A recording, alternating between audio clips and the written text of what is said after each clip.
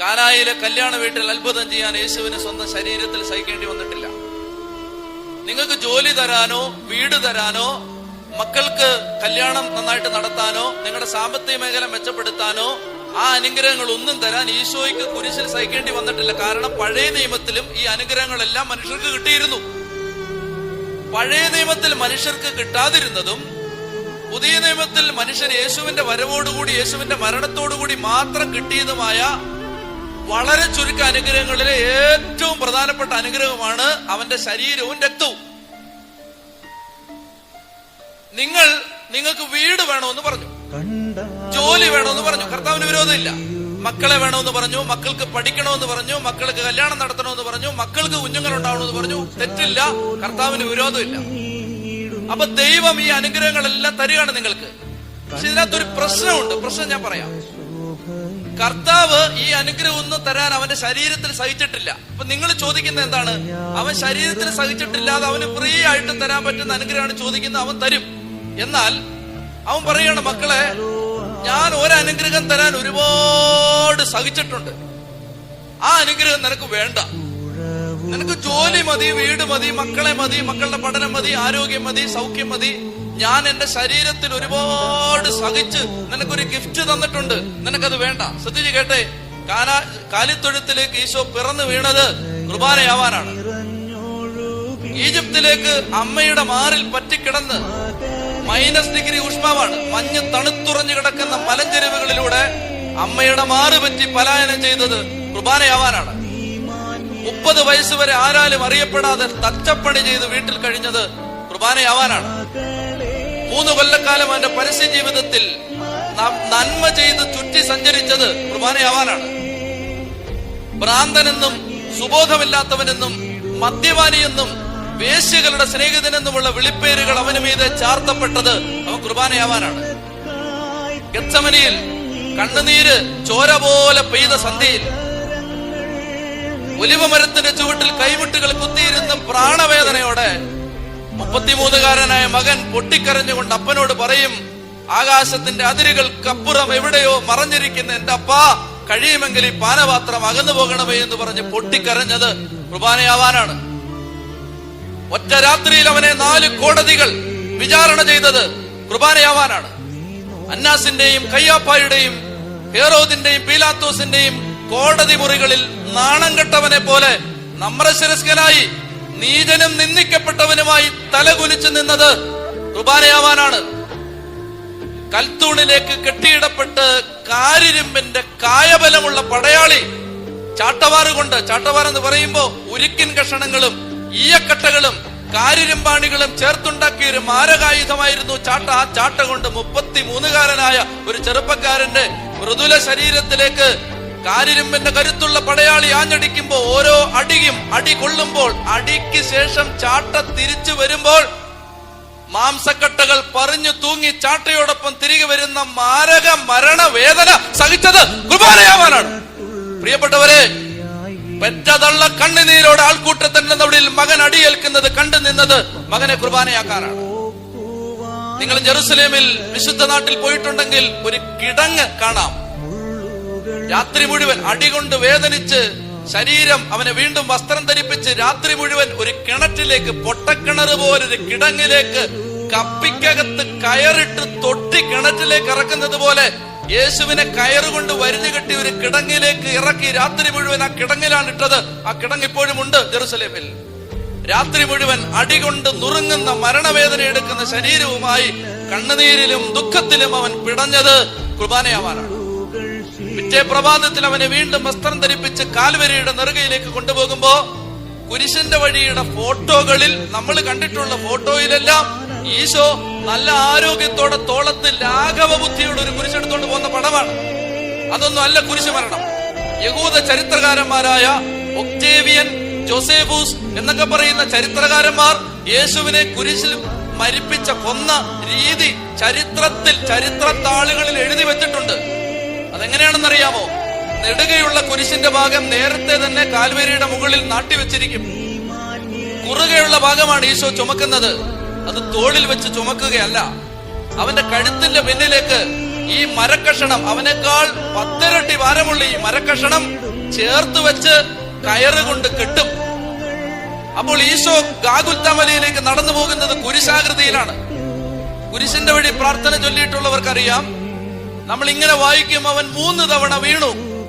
3 എന്നുള്ളത് പ്രാർത്ഥിക്കാൻ വേണ്ടി സഭ നിജപ്പെടുത്തി തന്ന, ചുരുക്കി തന്ന സംഖ്യയാണ്. 3 അല്ല, 30 വീണിട്ടുണ്ടാവും. 3 വീണാലും 30 വീണാലും 300 വീണാലും വീണവൻ വീണത് മുഖമിടിച്ചാണ്. മുഖമിടിച്ച് വീണത് കുർബാനയാവാനാണ്. ഒടുവിൽ മകന്റെ ചോര വീണുറഞ്ഞ മണ്ണിൽ ഒരു അമ്മയുടെ കണ്ണുനീര് പെയ്യുന്ന കാൽവരിയുടെ കഥനയാത്രയിൽ, കാൽവരി മലയുടെ നെറുകയിൽ ഈ കുരിശ് യാത്ര അവസാനിക്കുമ്പോ നെടുകയും കുറുകയും ഈ തടിക്കഷണങ്ങൾ ചേർത്ത് കെട്ടി കുരിശാക്കി അതിന്റെ മീതെ ഈ 33കാരന്റെ വടുക്കളേറ്റ, തളർന്നു കിടക്കുന്ന അടിയേറ്റ ശരീരത്തെ കിടത്തിയിട്ട് കരചരണങ്ങൾ വലിച്ചു നീട്ടി 4-5 ഇഞ്ച് നീളമുള്ള കാരിരുമ്പിന്റെ ആണി കൈവെള്ളയിലല്ല, കൈത്തണ്ടയിൽ. ഇവിടെയാണ് ആണിയടിച്ചത്. കൈത്തണ്ടയിൽ ആണിയടിച്ച് അവനെ കുരിശിൽ തൂക്കാൻ ആണിയടിക്കുമ്പോ ചോര ചാലുകീറി ഒഴുകിയത് കുർബാനയാവാനാണ്. അവന്റെ വിലാവ് കുത്തിത്തുളയ്ക്കപ്പെട്ടത് കുർബാനയാവാനാണ്. മകൻ പ്രാണവേദന കൊണ്ട് നിലവിളിക്കുന്ന കുരിശുമരത്തിന്റെ താഴെ പെറ്റതള്ള ചങ്ക് പൊട്ടി നിന്നത് മകനെ കുർബാനയാക്കാനാണ്. അവന്റെ വിലാവിൽ നിന്ന് രക്തവും വെള്ളവും ഒഴുകിയത് കുർബാനയാവാനാണ്. അവന്റെ മുഖത്ത് കാറി തുപ്പുന്ന അനുഭവം അവൻ ഏറ്റത് കുർബാനയാവാനാണ്. ഒടുവിൽ അപ്പ നീ പോലും കൈവിട്ടോ എന്ന് പൊട്ടിക്കരഞ്ഞുകൊണ്ട് പ്രാണവേദനയോടെ മകൻ കുരിശിൽ കിടന്ന് ചക്രവാളങ്ങളിൽ തട്ടി പ്രതിധ്വനിച്ച മരണ നിലവിളി വിളിച്ച് നിന്റെ കരങ്ങളിൽ എന്റെ പ്രാണനെ ഏൽപ്പിക്കുന്നു എന്ന് പറഞ്ഞ് കണ്ണുപൂട്ടി മരിച്ചത് കുർബാനയാവാനാണ്.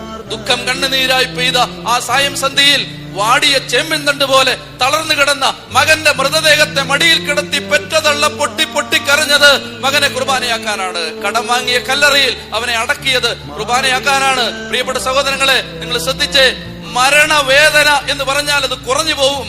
മരണത്തെക്കാൾ വലുതാണ് എന്റെ വേദന എന്ന് പറഞ്ഞുകൊണ്ട് കരഞ്ഞ ഈശോയെ നിങ്ങൾ ഓർക്കണം. അങ്ങനെ കരഞ്ഞ് കരഞ്ഞ് കരഞ്ഞ് കരഞ്ഞ് കരഞ്ഞ് ഉരുകി തീർന്ന് കാൽവരിയുടെ നെറുകയിൽ അവൻ അവന്റെ ശരീരവും രക്തവും കീറി മുറിക്കുന്നതിന്റെ തലേരാത്രിയിൽ ശിഷ്യന്മാരെ 12 പേരെ ഒരുമിച്ചിരുത്തിയിട്ട് അവൻ പറഞ്ഞു, മക്കളെ, എന്റെ ശരീരം നാളെ കീറി മുറിക്കപ്പെടും, എന്റെ രക്തം നാളെ കുരിശിലൂടെ കാൽവരിയിലൂടെ ഒഴുകും. എന്റെ ശരീരമാണ് ഈ അപ്പം, എന്റെ രക്തമാണ് ഈ വീഞ്ഞ്, ഇത് നിങ്ങൾ ഭക്ഷിക്കണം, ഇത് നിങ്ങൾ കുടിക്കണം എന്ന് പറഞ്ഞ് ശരീരവും രക്തവും ഭക്ഷിക്കാനും പാനം ചെയ്യാനും വെച്ച് തീരെഴുതി ഒരു നൈവേദ്യം പോലെ നമുക്ക് നേരെ വെച്ച് നീട്ടിയിട്ട്, പ്രിയപ്പെട്ടവരെ, നമുക്ക് വീട് മതി, ജോലി മതി, മക്കള് മതി, മക്കളുടെ ആരോഗ്യം മതി, മക്കളുടെ പഠനം മതി, മക്കളുടെ എൻട്രൻസ് മതി, യേശുവിനെ വേണ്ട, യേശുവിന്റെ ശരീരം വേണ്ട, യേശുവിന്റെ രക്തം വേണ്ട. ഇത് മാരകപാപമല്ലേ? ചൊല്ലി പറഞ്ഞേ ഹല്ലേലൂയ, ചൊല്ലി പറയാ ഹല്ലേലൂയ. പ്രിയപ്പെട്ട സഹോദരങ്ങളെ, മരണവേദന അനുഭവിച്ച് കൊല്ലപ്പെട്ട യേശു അവന്റെ ശരീരവും രക്തവും അൾത്താരകളിൽ ബലിയർപ്പിച്ച് വെച്ചു വിളമ്പുമ്പോ നമുക്ക് അത് വേണ്ട. നമുക്കന്നേരം കവലയിൽ നിന്നാ മതി, നമുക്കന്നേരം പുറത്ത് നിന്നാ മതി, നമുക്കന്നേരം ഒത്തിരി അത്യാവശ്യങ്ങളുണ്ട്. ഞാൻ കണ്ടിട്ടുണ്ട് പ്രിയപ്പെട്ടവരെ, പരിശുദ്ധ കുർബാനയ്ക്കിടയ്ക്ക് മൊബൈലും കൊണ്ട് ഓടുന്നവരെ, കുർബാനയ്ക്കിടയ്ക്ക് മൊബൈൽ ഉപയോഗിച്ച് വാട്സപ്പും ഫേസ്ബുക്കും ഒക്കെ നോക്കുന്നവരെ ഞാൻ കണ്ടിട്ടുണ്ട്. എന്റെ പ്രിയപ്പെട്ടവരെ, ഞാൻ നിങ്ങളോട് ചോദിച്ചോട്ടെ, നിങ്ങൾ ബഹുമാനപ്പെട്ട മുഖ്യമന്ത്രിയെ കണ്ടുകൊണ്ടിരിക്കുമ്പോ നിങ്ങൾക്ക് ഫോൺ വന്നാൽ നിങ്ങൾ എടുക്കുമോ? നിങ്ങളൊരു പോലീസ് സൂപ്രണ്ടിന്റെ മുമ്പിൽ ഒരു പരാതി കൊടുക്കാനിരിക്കുമ്പോ നിങ്ങൾക്ക് ഒരു ഫോൺ വന്നാൽ 5 മിനിറ്റ് പോവോ? നിങ്ങളുടെ ദൈവം വെറും 7ആം കൂലി ആയതുകൊണ്ടല്ലേ നിങ്ങൾ അവന്റെ ബലി നടക്കുമ്പോൾ ഫോണുമായിട്ട് ഓടുന്നത്, നിങ്ങൾ വൈകി വരുന്നത്? എന്റെ പ്രിയപ്പെട്ട സഹോദരങ്ങളെ, നിങ്ങൾ ശ്രദ്ധിക്കണം. കർത്താവ് വില കൊടുത്ത് വേദനിച്ച് തന്ന സമ്മാനമാണിത്. ആ സമ്മാനത്തെ താഴ്ത്തിക്കെട്ടരുത്, അത് വേണ്ടെന്ന് പറയരുത്. Abusing the gift is abusing the giver. സമ്മാനത്തെ നിന്ദിക്കുന്നത് സമ്മാനം തന്നവനെ നിന്ദിക്കുന്നതിന് തുല്യമാണ്. അതുകൊണ്ട് എന്റെ ഒന്നാമത്തെ ആശയം ഇതാണ്: വിശുദ്ധ കുർബാന തരാൻ വേണ്ടി ഈശോ സഹിച്ചതുപോലെ മറ്റൊന്നിനും വേണ്ടി ഈശോ സഹിച്ചിട്ടില്ല. നമുക്കത് വേണ്ടല്ലേ? നമ്മുടെ കുടുംബങ്ങൾക്ക് അത് വേണ്ടല്ലേ? നമ്മുടെ മക്കൾക്ക് അത് വേണ്ടല്ലേ? എന്നിട്ട് ദുരിതങ്ങൾ വരുമ്പോ നമ്മൾ പറയാണ്, കർത്താവ് ജോലി താ, വീട് താ, മക്കളെ താ, ഞങ്ങൾക്ക് സമാധാനം താ. ഈശോ പറയും, മക്കളെ, പ്രാണൻ പൊട്ടി ഞാൻ നിങ്ങൾക്ക് എന്റെ ശരീരവും രക്തവും തന്നിട്ട് നിങ്ങൾക്ക് വേണ്ട, നിങ്ങൾക്ക് ജോലി മതിയല്ലേ?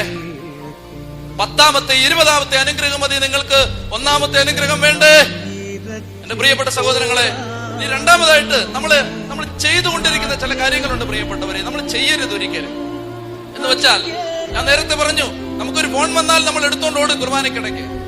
എത്രയോ പേരാണ് ദേവാലയത്തിൽ വൈകി വരാൻ ഒരു മടിയില്ലാത്തവര്. എന്റെ പ്രിയപ്പെട്ടവരെ, ഞാൻ ആരെയും വിധിക്കുകയല്ല, വിധിക്കാൻ എനിക്ക് അവകാശമില്ല. ഞാൻ ചില യാഥാർത്ഥ്യങ്ങൾ ചൂണ്ടിക്കാണിക്കാം. നിങ്ങൾ ദേവാലയത്തിൽ താമസിച്ചു വരുന്നു, നല്ലത്. നിങ്ങളൊന്ന് ചിന്തിക്കാൻ വേണ്ടി ഞാൻ പറയാം. നിങ്ങളുടെ മകനോ മകൾക്കോ 10ാം ക്ലാസ്സിലെ പരീക്ഷയാണ്.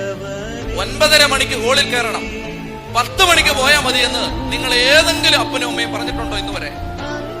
9 മണിക്ക് നിങ്ങളുടെ കുഞ്ഞിന് സർജറിയാണ്, 7:30 അഡ്മിറ്റ് ചെയ്യണം. തിരുവനന്തപുരത്താണ് സർജറി, നിങ്ങൾ കടൂരിൽ നിന്ന് പോകണം. നിങ്ങൾ ഏതെങ്കിലും അപ്പനും അമ്മയും പറഞ്ഞിട്ടുണ്ടോ ഡോക്ടറുടെ തോന്നിയാസത്തിന് ഓരോ സമയം വെച്ചാൽ ഇവിടെ പോകാൻ ആളെ കിട്ടത്തില്ല, ഞങ്ങൾ 11-നെ പോകുന്ന ആരെങ്കിലും പറയുമോ? വേണ്ട. ഒരു കല്യാണത്തിന് പോലും നിങ്ങൾ താമസിച്ചു പോകുമോ? പിക്നിക്കാണ്, വെളുപ്പിനെ 2:30 പള്ളിയിൽ നിന്ന് പിക്നിക്ക് പോകും. നിങ്ങൾ 2 മണിക്ക് എത്തില്ലേ? ആരെങ്കിലും പറയുമോ 3:30 ഞങ്ങൾ വരുമെന്ന്? നിങ്ങളുടെ മക്കൾക്ക് ഇന്റർവ്യൂ ആണ്, 10 മണിക്ക് ഇന്റർവ്യൂ, 10:30 ഞങ്ങൾ ചെല്ലുമെന്ന് നിങ്ങൾ ആരെങ്കിലും പറയുമോ? നിങ്ങളുടെ സകല കാര്യത്തിനും നിങ്ങൾക്ക് കൃത്യനിഷ്ഠയുണ്ടായിരുന്നു, നിങ്ങളുടെ ദൈവത്തിന്റെ കാര്യത്തിൽ നിങ്ങൾക്കൊരു സമയബോധം ഇല്ലല്ലോ. അതിന്റെ അർത്ഥം എന്താണ്? നിങ്ങളുടെ വീടിന് ആ ദൈവം വെറും വേസ്റ്റ് ആണെന്നല്ലേ, വെറും ഏഴാങ്കൂലിയാണെന്നല്ലേ, വെറും വിലകെട്ടവനാണെന്നല്ലേ, വെറും വിലയില്ലാത്തവനാണെന്നല്ലേ അതിന്റെ അർത്ഥം? നിങ്ങൾക്ക് ജോലി വലുതാണ്, നിങ്ങളുടെ മക്കള് വലുതാണ്, ട്യൂഷൻ വലുതാണ്, നിങ്ങളുടെ ആരോഗ്യം വലുതാണ്, നിങ്ങളുടെ വരുമാനം വലുതാണ്, നിങ്ങളുടെ ജോലി സ്ഥലം വലുതാണ്. നിങ്ങൾക്ക് നിങ്ങളുടെ ദൈവം വെറും ചീപ്പായതുകൊണ്ടല്ലേ നിങ്ങൾ താമസിച്ചു വരുന്നത്? ചൊല്ലി പറഞ്ഞേ ഹല്ലേലൂയ, ഹൃദയം തുറന്ന് ഹല്ലേലൂയ, ഹല്ലേലൂയ.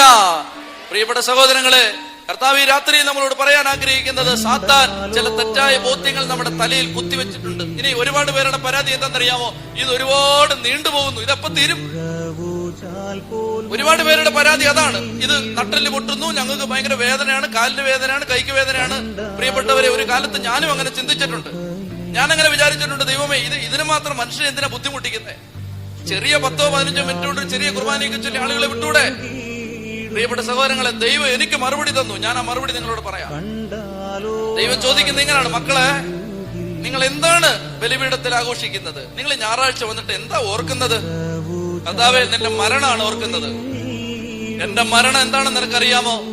എന്റെ മരണം ജെറുസലേം ദേവാലയത്തിൽ 2 ലക്ഷം കുഞ്ഞാടുകളെ പെസഹാ തിരുനാളിന് 1 വർഷം കൊല്ലുമായിരുന്നു. ഞാൻ വെറുതെ ചുമ്മാ ഒരു കണക്ക് പറയല്ല, നിങ്ങൾ ചരിത്രം വായിച്ചു നോക്കണം. 2 ലക്ഷം ആടിനെ ഒരു പെസഹാ തിരുനാളിന് കൊല്ലുമായിരുന്നു ജെറുസലേമിൽ യേശുവിന്റെ കാലത്ത്. 2 ലക്ഷം ആട് അനുഭവിച്ച വേദനയേക്കാൾ വലുതായിരുന്നു ഈശോ കുരിശിൽ അനുഭവിച്ച വേദന. അപ്പൊ ഈശോ പറയുകയാണ്, മോനെ, മക്കളെ, വിശുദ്ധ കുർബാന എന്ന് പറഞ്ഞ് നീ ആഘോഷിക്കുന്നത്, നീ ആചരിക്കുന്നത് കുഞ്ഞാടിന്റെ കഴുത്തറക്കപ്പെട്ടതിന്റെ ഓർമ്മയാണ്. കുഞ്ഞാടിന്റെ കഴുത്തറക്കപ്പെട്ടപ്പോ കുഞ്ഞാടിന് അതൊരു എന്റർടൈൻമെന്റ് ഈവന്റ് ആയിരുന്നില്ല. കുഞ്ഞാടിന് അത് വളരെ രസകരമായ ഒരു അനുഭവം ആയിരുന്നില്ല. കുഞ്ഞാട് കിടന്ന് പിടയുകയായിരുന്നു. ഞാൻ പിടഞ്ഞു മരിച്ചതിന്റെ ഓർമ്മയാണ് നീ ആഘോഷിക്കുന്നതെങ്കിൽ നിനക്ക് സുഖിച്ച് ആഘോഷിക്കണോ? ഞാൻ പിടഞ്ഞു മരിച്ചതിന്റെ ഓർമ്മ നിനക്ക് ഭയങ്കര ആനന്ദത്തിൽ സുഖിച്ച് സന്തോഷിച്ച് ഇരുന്ന് കിടന്ന് ആഘോഷിക്കണോ? നട്ടെല്ല് പൊട്ടി കുർബാനയ്ക്ക് നിൽക്കണം. പൊട്ടി വേദനിക്കുന്ന ഉരുകുന്ന കാലം ചവിട്ടി കുർബാനയ്ക്ക് നിൽക്കണം. പുറം പൊളിഞ്ഞ് വേദന എടുക്കുമ്പോഴും കുർബാനയ്ക്ക് നിൽക്കണം. ഇരിക്കാൻ തോന്നുമ്പോഴും നിൽക്കണം. കാലിൽ വാദം പിടിച്ച, ഡയബറ്റിക് ബാധിച്ച നിങ്ങളുടെ ശരീരം, വാദം പിടിച്ച നിങ്ങളുടെ കാല്, കണ്ണി അകന്ന നിങ്ങളുടെ നട്ടല്, അതൊക്കെ കൊണ്ട് കുർബാനയ്ക്ക് നിൽക്കണം. പ്രിയപ്പെട്ടവരെ, കർത്താവിന്റെ സൗഖ്യം നിങ്ങളിലേക്ക് വരുന്നത് എങ്ങനെയാണെന്ന് നിങ്ങൾ അറിയും. ചൊല്ലി പറഞ്ഞേ ഹല്ലേലൂയ.